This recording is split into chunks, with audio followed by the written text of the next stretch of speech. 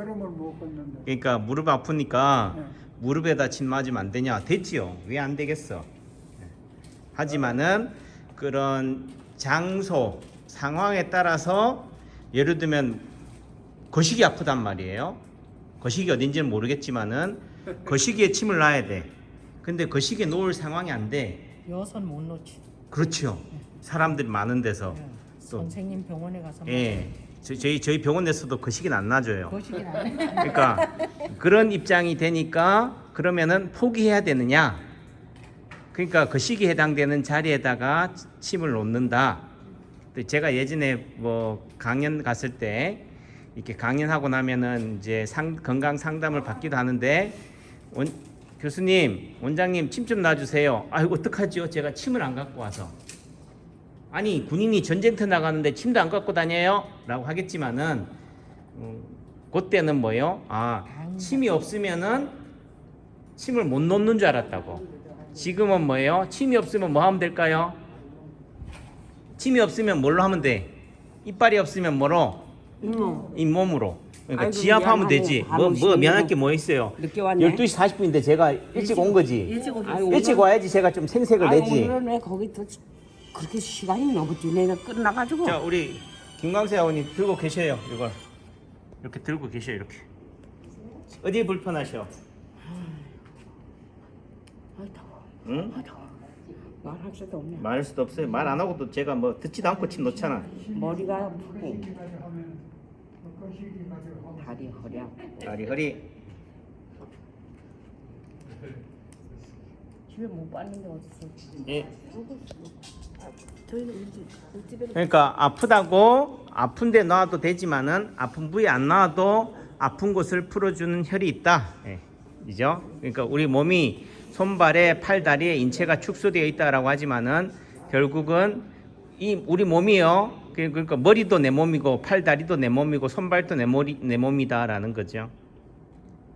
다만 여러분들이 생각할 때는 허리 아프면 허리 맞아야지 낫는데라는 고정관념, 딸에서 고정관념 고정관념.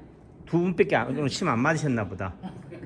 딸에서 고정관념, 세뇌 하면 이게 빨갱이 같아. 다시 할게요. 학습, 답습. 그러니까 학교에서 배운 대로 배운 게 뭐가 돼요? 그게 지식이 되고 그게 축적이 돼서 그런 정보가 쌓여서 아픈 데는 맞아야 된다라고 생각을 하는 거지. 그러니까 그렇게 인식돼 있으니까 어느 누가 그 틀을 인식을 바꾸기가 어려운 거예요. 동네 한의원이나 병원 다 가면 19군데 100에 99군데는 다 아픈 데다 놓는데 좀 표현이 그렇잖아요. 남창기 한의원 원장만 아픈 데 안 놓으면 뭐가 돼버려요? 바보가 된다고. 또라이가 돼버리는 거지.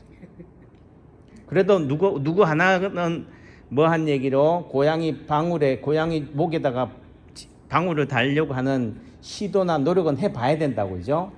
네. 무슨 얘기를 하려고 하느냐? 이걸 핑계로 제가 좀 한마디 하고 싶어서 그래요. 제 유튜브를 보니까 노무현 대통령님이 그 현직에 있을 때 공무원들 옛날에 그 행정고시 있잖아요. 패스한 신임 사무관들을 상대로 중앙교육연수원에서 그 강연을 하는 특강을 하는 동영상이 올라왔길래 보니까 참 노무현 대통령이 돌아가셨지만 참 말은 잘한다. 뭘 잘한다고? 말은 잘한다. 근데 사람들은 뭐라 그래요? 말하고 행동이 다르다. 말이 행동보다 앞서다라고 또 표현하기도 해요. 또 어떻게 보면 진영 논리로 보면은 또 그걸 비난하기도 하지만은 그래도 뭐한 얘기로 살아있을 때 비난하는 건 그렇다 하더라도 돌아간 입장에서 굳이 또 뭐 비난할 일은 없는 거고, 다만 우리가 배울 입장에서, 저는 배우는 입장에서 보면은 그분이 하는 얘기가 자기도 평탄하게 살다가 있죠. 변호사에서 그래도 뭐한 얘기로 흑수저였지만은 검정고시로 졸업하고 그 다음에 우리가 말하는 사법고시 패스해가지고 판사도 돼보고 또 내지는 판사를 해보니까 적성이 안 맞는다. 판사가 하는 일이 사후 약방문이더라. 그러니까 그때 왜 계약서를 안 썼냐? 그때 왜 제대로 하지 왜 말로만 했냐가 돼버리니까 결국은 아무리 뭐 하더라도 어떻게 돼요? 말로 해가지고 법적 효력이 없잖아요. 문서가 없으니까. 그런 것들 때문에 이제 판사에 대한 염증을 느껴서 변호사가 되고, 변호사를 하니까 어떻게 돈이 돼요, 안 돼요? 판사보다 돈이 되겠죠. 돈이 되니까. 그분이 뭐 한 얘기로 요트도 타 보셨다고. 70년대 말 80년도 초에 요트 타는 거는 뭐 아무나 하는 게 아니라 골프도 뭐 그렇지만은 네. 그 말은 뭐요? 돈을 뭐하다 벌 만큼 벌어봤다. 근데 사람이요 부자가 된다고 해서 행복한다? 물질을 가진다고 행복한 게 아니라는 거지. 근데 어느 순간 뭐요? 사람들이 나는 왜 사나? 돈이 다가 아니다라고 하는데 이제 의뢰인들이 오니까 뭐예요? 노동자들의 이익을 대변해 달라고 하다 보니까 어떻게 돼요? 품앗이 하듯이 좀 돈 좀 벌었으니까 뭐 해야 돼? 보시도 하고 좀 구제도 하고 규율도 해야지죠. 그러다 보니까 어깨너머로 또는 따라다니다 보니까 어떻게 돼요? 아, 이렇게 사는 게 올바로 사는 것만은 아니구나 해서 결국은 노동 현장에 뛰어들어서 한 거고, 또 어떻게 돼요? 본인이 생각하는 현실하고 이상하고 너무 괴리가 되다 보니까 갈등도 생기고 또 오해도 받고 하지만은 결국은 그래도 잘 사는 사회 또는 자식들한테 부끄럽지 않은 사회를 만들려고 하다 보니까 그 당시는 뭐예요? 독재, 타도 뭐 이렇게 얘기했잖아요. 그래서 국회의원도 되고 또 대통령도 되고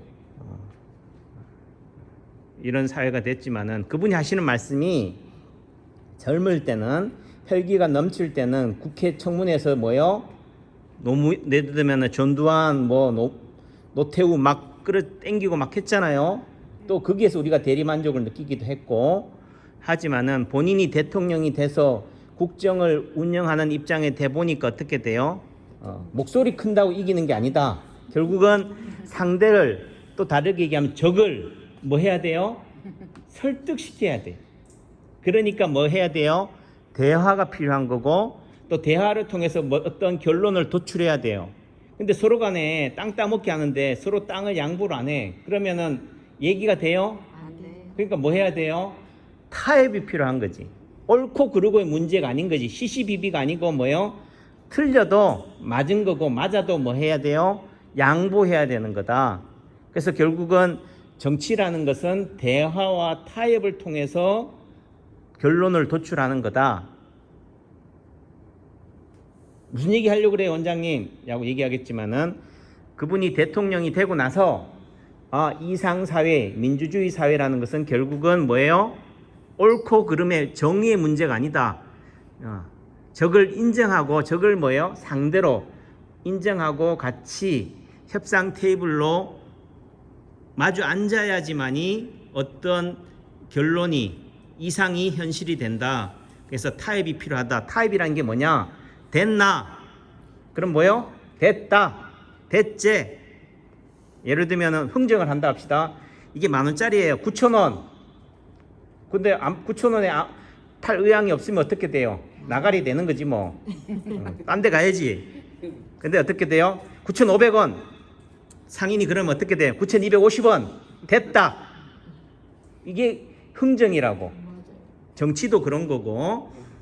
제가 이 코로나 시대에 코로나가 지금 몇 년째 지금 코로나로 우리가 지금 살아가고 있어요? 3년째죠? 만 3년 돼요. 그럼 살아있을 때 코로나 끝날까? 끝나겠지. 끝나겠지. 빨리 돌아가시려고? 안 끝나. 아니 살아있을 때 안 끝나면 어떻게 그? 코로나는 안 끝날 것 같아. 안 끝날 것 자, 같아. 그러니까 누구는 끝난다 그러고 누구는 안 끝난다 그러고 남창규는 시작도 안 했다 그래요. 왜 남창규는 시작도 안 했다 그럴까? 제가 보는 관점에는 코로나는 인류 역사와 함께 있어 왔다. 또 다른 말로 코로나의 다른 이름이 이전에는 뭐라고 해요? 감기, 몸살이었다고요. 예, 독감이에요. 독한 감기라고. 아주 독한 감기를 뭐라고 그런다고요? 감염병, 전염병, 코로나로 그래요. 그래서 그 의미 속에서는요, 어떤 사람들은 또 플랜카드 속에서는 코로나를 박멸합시다. 이 말이 꼭 뭐예요? 공산주의 때려잡읍시다, 빨갱이 놈 때려잡읍시다는 말처럼 들려요. 수상한 사람 있으면 신고합시다처럼 느껴져요. 그러니까 제가 그걸 보는 입장에서는 제가 한의학과 연을 맺은 지 35년이에요. 명색이 대학 교수도 했고, 근데 이렇게 따지면 한의대 대학 교수는 뭐 날로 먹었냐, 코로나를 무서워할 줄도 모른다고 하지만은 제가 무서워할 줄 몰라서 그러는 게 아니다. 제가 그래도 한방에서는 응급 중환자를 전문으로 한, 양방으로 따지면 응급 의학과 전문의에 해당이 돼요. 그런 환자를 많이 보았고, 한 입장에서는 아니 코로나가 박멸이 되는 순간 뭐예요? 인류는 멸망해요. 먹이사슬의 한 단계가, 예를 들면 뱀을 다 박멸해버려요. 뱀을 없애는 순간 뭐예요? 먹이사슬의 그 구조가 깨져버린다고. 또 내지는 세균이나 바이러스가 있기 때문에 부패가 돼요. 부패한다는 말은 누군가가 그거를 썩게 만든다고. 안 썩어봐요. 여러분들 죽었는데. 예? 우리 조상들이 지금 살아온 인류의 모든 조상들이 안 썩고 그대로 길거리에 얘들 땅속에 있다 생각해봐요. 살만 날까? 살만 안 나죠. 예, 무섭다니까. 다 뭐예요? 지렁이나 예를 들면 개미나 얘들이 모기나 파리들이 다 부패시켜서 한 거지. 그 말은 결국은 코로나를 박멸하는 세상으로 가면요, 절대로 코로나 안 끝나요. 박멸하기 전에 우리가 먼저 죽지. 그러니까 이제 적당히 뭐 하자고요? 대화합시다. 적당히 뭐 하자고요? 대화하고 타협합시다. 이제 그만하자. 이제 됐지? 됐다. 그런데 문제는 누군가가 그 말을 해야지. 누군가가 고양이 목에다가 방울을 달아야지. 전부 다 눈치만 보고 있어요. 저도 눈치만 보고 있고. 제가 무슨 얘기 하려고 하는 건지 알겠죠? 또 내지는 상대를 뭐 해야 돼요? 인정하자. 그럼 원장님도 인정해야지. 그렇게 코로나를 박멸하자고 하는 사람들을 인정해야지. 원장님 혼자 통째로 뭐 코로나 없다 하면 어떡하냐라고 하겠지만은, 그래도 우리 살아있는 삶이 너무 짧다. 이 짧아 있는 삶 인생에서 어떤 분들은요, 지금 예를 들면은 지금은 이제 집 밖으로 나오지만 어떤 분들은 집 안에 숨어가 가지고 2년 3년 코로나 없어지기만 기다리고 고기만 빼꼼 쳐들고 숨도 제대로 못 쉰 분도 계신다니까. 그렇죠? 무서운 사람, 겁나는 사람. 결국은 코로나가 왜 무섭느냐? 그런 두려움. 그 두렵다는 것은 결국은 무지예요. 코로나의 실체를 알면은 안 무서워. 코로나의 실체를 모르기 때문에 두려운 거지. 남창규가 겁이 없다라는 관점에서는 원래부터 겁대가리가 없어서 겁이 없다라고 할 수도 있겠지만은 뭐요? 저는 아픈 사람을 예를 들면 암이든 암으로 투병을 하든 감염병으로 투병을 하든 폐렴으로 투병을 하든 난치병으로 투병을 하든 그런 환자분들을 많이 경험했잖아요. 그러니까 좀 뭐한 얘기로 코로나보다도 더 무서운 병을 저는 많이 본 입장에서는 상대적인 거지. 그렇죠? 그리고 내지는 우리가 요양병원이나 중환자, 암 환자들이 돌아가실 때는 다 뭘로 돌아가실 것 같아요? 못 먹어서 돌아가셔요. 굶어서 죽어요. 또 다르게 보면은 입맛이 없어서 죽어. 맛있는 산의 진미가 있어도 뭐예요? 그림의 떡이라고 안 넘어가요. 물도 안 넘어간다고. 또 내지는 뭐 때문에 죽느냐? 감기 걸려 죽어요. 아셨죠? 그러니까 그 말은 어떤 분한테는 감기가 코로나인 거예요. 코로나가 한 게 아니다. 여러분도 한번 물 먹다 살에 걸려본 적 있어요? 있어요. 예, 물 먹다가 물도 안 넘어간 적 있냐고. 있어요. 예. 그럼 물이 뭐라고요? 코로나인 거지. 그러니까 자꾸 우리가 코로나 이렇게 불안감에 무서움에 떨지 말자. 코로나보다도 더 무서운 건 세상의 빛깔이 천지다. 아셨죠? 네. 예, 이제 그만 무서워하시고. 여러분 여기에 오는 이렇게 화요일마다 침 맞는 여러분들은 코로나 걸릴 것 같아요? 안 걸려요. 안 걸려요. 또 내지 걸려도 어떻게 돼요? 구렁이 담 넘어가듯이 은근슬쩍 넘어가 버린다. 믿습니까? 네. 다음 주 또 뵐게요. 건강하세요.